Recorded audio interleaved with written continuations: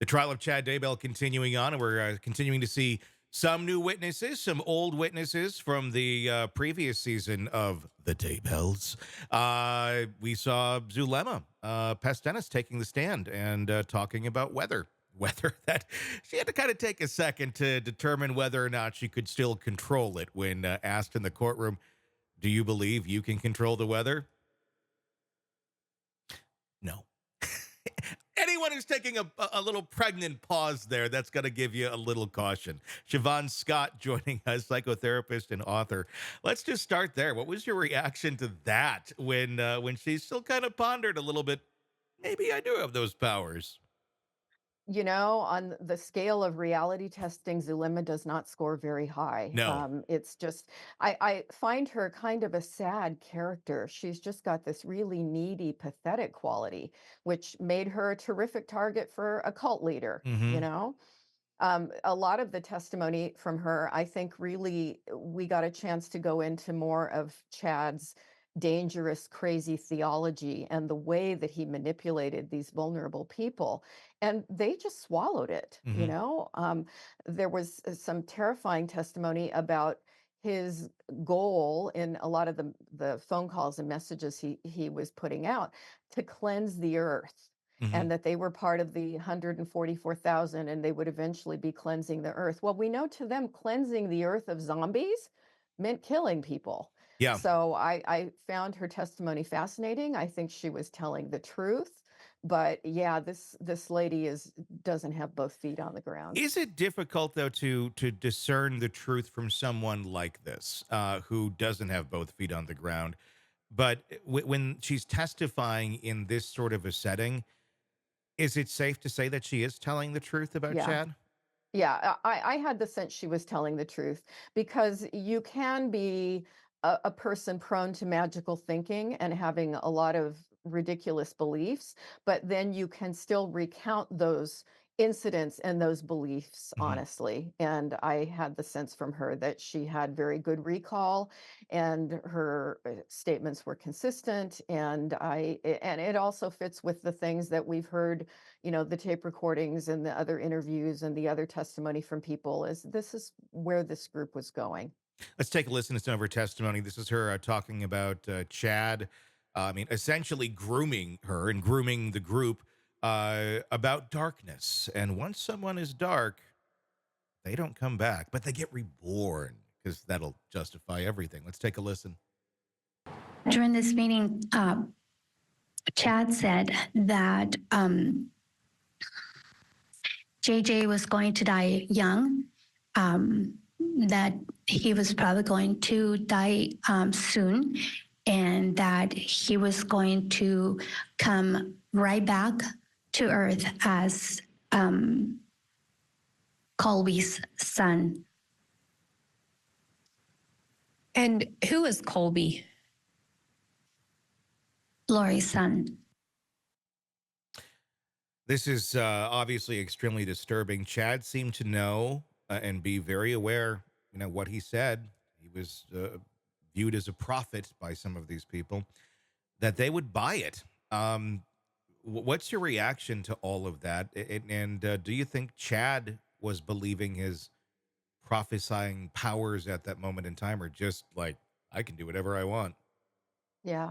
Yeah. It's really hard to know with Chad to what extent this is where we would sort of need a psych eval done, formally with testing. To what extent did he really believe his own, Hmm. craziness? Is he delusional? We know Lori is truly delusional at this point. There may be something that's kind of on a continuum where he believed it to a certain extent, but it really fed his narcissism, which is probably the primary thing going on with Hmm. him. We know cult leaders love to have power and this sense of convincing people to follow them and do whatever it is they ask. It made me think of the really dangerous cults, which when you get into their belief system were crazy, but they had such terrible outcomes. The Heaven's Gate cult, Jonestown. I mean, it's weird, as I have called him a low functioning dimwit, but he was manipulative enough Hmm. to get people to go along with this stuff. But again, this was a selected group of Yeah. people. Yeah. that he managed to find at these religious meetings. And a thing that we obviously know about narcissists are they don't like following the rules.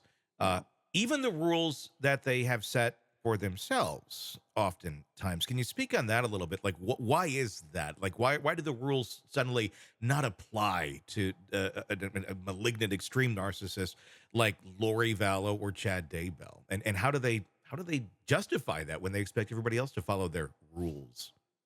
It's hard for normal thinking people to get into the head of an extreme narcissist because their perceptions of the world, their perceptions of reality, their perceptions of other people are entirely skewed from the rest of us. They don't have the empathy that normal people have. They don't have a sense of a conscience.